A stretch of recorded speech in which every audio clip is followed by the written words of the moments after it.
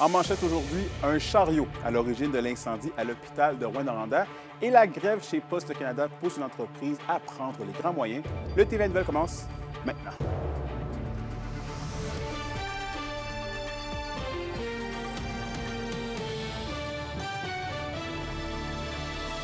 Bonjour tout le monde, ici Anthony Dallaire et bienvenue au TVA Nouvelle. On débute le bulletin en revenant sur l'incendie à l'hôpital de Rouyn-Noranda survenu en juillet dernier, puisque les causes du brasier sont maintenant connues. Et Olivier, c'est un chariot électrique qui serait fautif. Oui, absolument, Anthony. Selon Radio-Canada, qui a obtenu une copie du rapport du service de sécurité incendie, il s'agit d'un chariot de type Avalo ACM conçu par la compagnie Caspa Healthcare, qui en est la cause. Ils sont utilisés pour la distribution de médicaments aux patients. Le rapport du service des incendies rapporte que l'appareil a complètement fondu et c'est ce qui a provoqué le feu au deuxième étage. Par contre, il est impossible de savoir la cause exacte de l'incendie, mais le point d'origine est facilement identifiable puisqu'il fait état de plusieurs signes qui étaient visibles. Bon, une fois que ça c'est dit, le service des incendies est allé d'une recommandation. Oui, absolument. Ce que recommandent les autorités municipales au CISAT, c'est d'inspecter tous ces chariots électriques, puisqu'on parle d'une cause accidentelle en ce qui concerne l'origine. Il y en a actuellement 86 répartis dans les divers établissements de la région, et on retrouve 5 modèles différents de chariots, incluant celui en cause, tous fabriqués par la même compagnie. En terminant, Anthony, j'ai contacté le CISAT ainsi que Santé Québec dans le but d'obtenir une réaction. Je n'ai toujours pas obtenu de retour de leur part. Je reviens ce soir avec plus de détails. Parfait, on suit le tout. Merci beaucoup, Olivier. Je vous en prie. Sur un autre sujet maintenant, la grève de Poste Canada cause de nombreux problèmes pour certaines entreprises, dont Meubles Marchand à Val-d'Or. L'entreprise familiale prépare sa grande vente annuelle, un moment très attendu chaque année. Et avec l'annulation des livraisons postales, Meubles Marchand a décidé de distribuer elle-même ses pamphlets publicitaires, soit près de 50 000 circulaires à travers la région. Les employés ont mis la main à la pâte dans les derniers jours pour s'assurer que le tout soit livré à temps. À ce jour, environ 80 des exemplaires ont déjà été distribués et l'équipe poursuit ses efforts. En fait, on avait pensé peut-être à ce que ça arrive. On était comme plus à la blague, mais quand on s'est rendu compte que c'était pour vrai, bien là, il a fallu se mobiliser toutes nos équipes pour pouvoir faire les pas, puis distribuer nos 50 000 circulaires. On s'est mobilisé plus de 70 employés et familles, nos chums, nos blondes, nos amis, vraiment tout le monde qui nous ont aidés.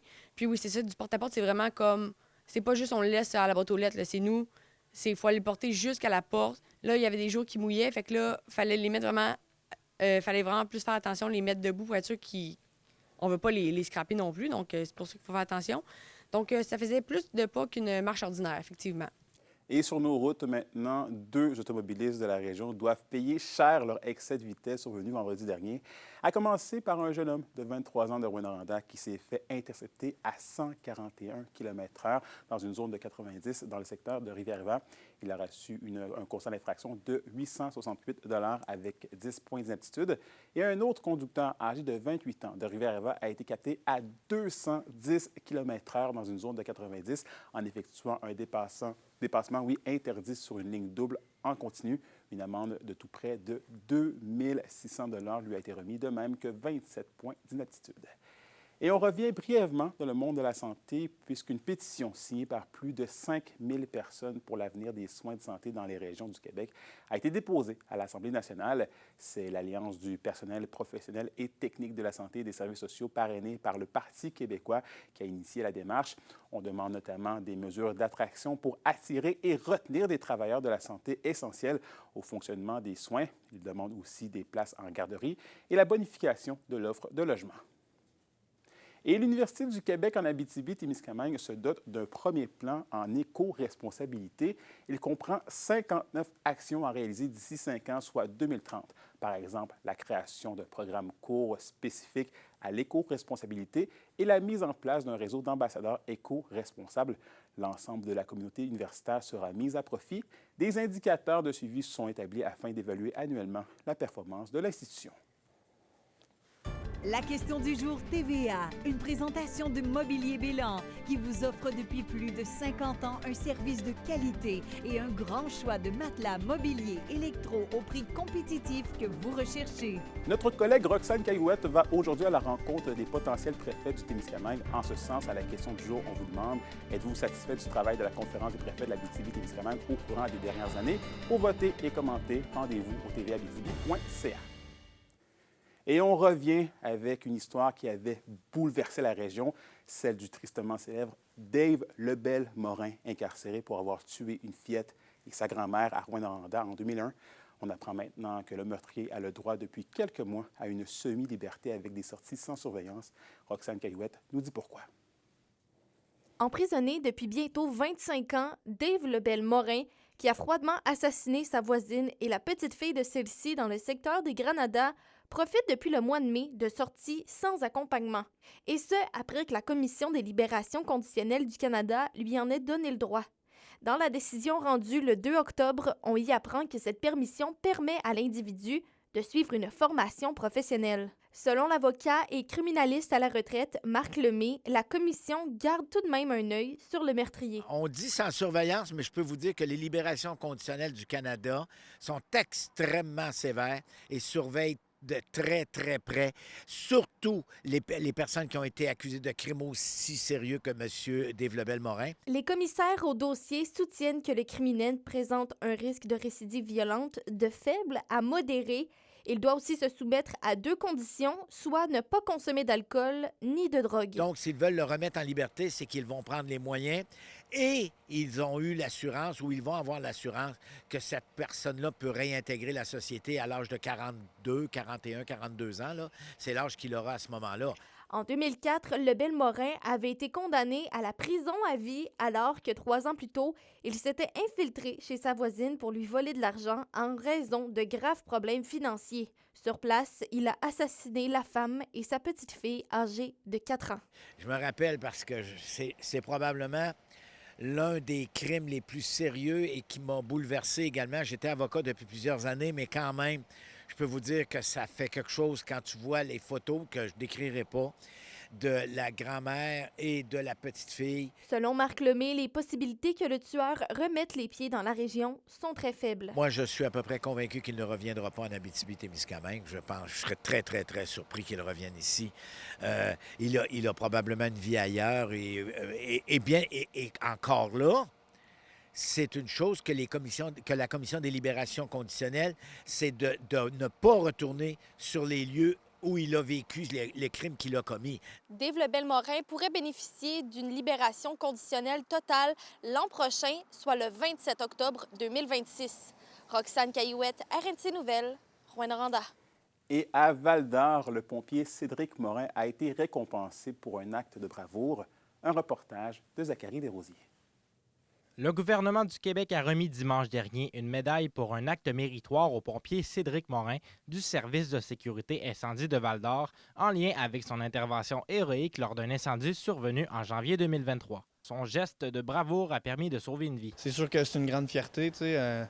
Quand on devient pompier puis on va à l'école, c'est toujours dans l'arrière de nos pensées de se dire qu'un jour, on va pouvoir sauver quelqu'un. Puis nos professeurs nous ont tout le temps dit, si vous devenez pompier pour ça, vous faites pas le bon travail parce que c'est pas assuré que tu vas en faire un dans ta carrière. Fait que j'ai été quand même chanceux à mon âge d'en faire un puis que ça a été un succès aussi. Lors de cette nuit froide de janvier, Morin et ses collègues ont répondu à un appel pour un immeuble à logement complètement embrasé. En entendant des coups à la fenêtre, ils réalisent qu'une personne est toujours coincée à l'intérieur. Donc, j'ai reçu comme instruction par la suite là, de me dépêcher à mettre mon appareil respiratoire pour pouvoir procéder à un sauvetage. Donc, par la suite, j'ai procédé là, au bris de la fenêtre, à procéder dans le bâtiment pour pouvoir faire ma recherche de victimes là, avec une visibilité totalement nulle. Dans la fumée et la chaleur, le pompier de Val-d'Or a réussi à localiser la victime pour la descendre au sol. Une intervention d'équipe, insiste-t-il. Et on parle beaucoup de moi depuis quelques jours, depuis que c'est sorti dans les médias, tout ça.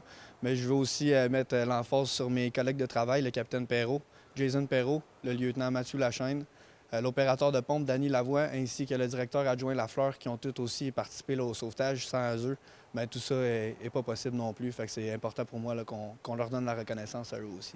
Pour le directeur Éric Hébert, cette distinction représente la force du travail d'équipe au sein de l'équipe d'incendie. C'est une fierté, puis comme le pompier Morin le mentionnait tantôt, lorsqu'on rentre à la caserne, c'est pour aider les gens. Donc on est ici pour faire la différence. Puis cette nuit-là, l'équipe qui était là a fait la différence sur les lieux de l'intervention. Cédric Morin poursuit aujourd'hui son travail avec humilité, toujours prêt à intervenir à nouveau. Pour moi, tout ça, là, c'est secondaire. Je reviens au travail, puis si j'ai un autre sauvetage à faire demain matin, je vais être prêt à le faire. Au total, 27 distinctions ont été remises à Québec dimanche dernier. Zachary Desrosiers, RNC Nouvelles, Val-d'Or. Dur week-end pour les forestiers d'Amos, toujours sur la route pour une série de matchs à l'étranger. L'équipe de Jean-Daniel Charron peine à trouver des façons de gagner. Bilan de la fin de semaine d'action au retour.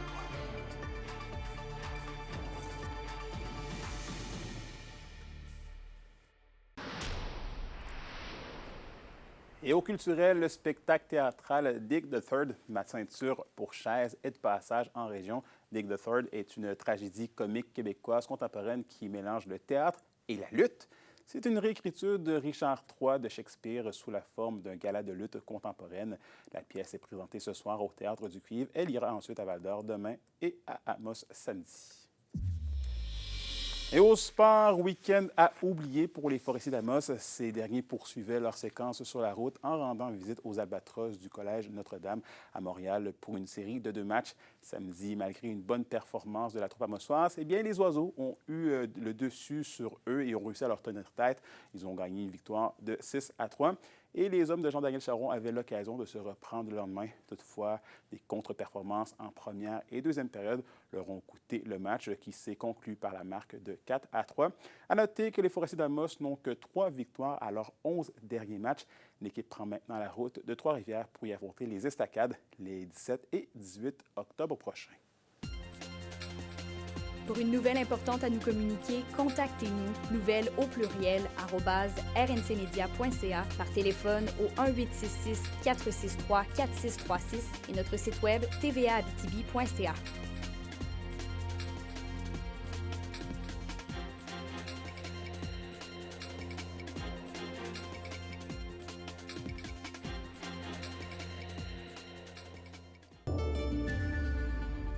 Et à la météo de l'Abitibi-Témiscamingue pour aujourd'hui, on prévoit une alternance de soleil et de nuages pour tous les secteurs.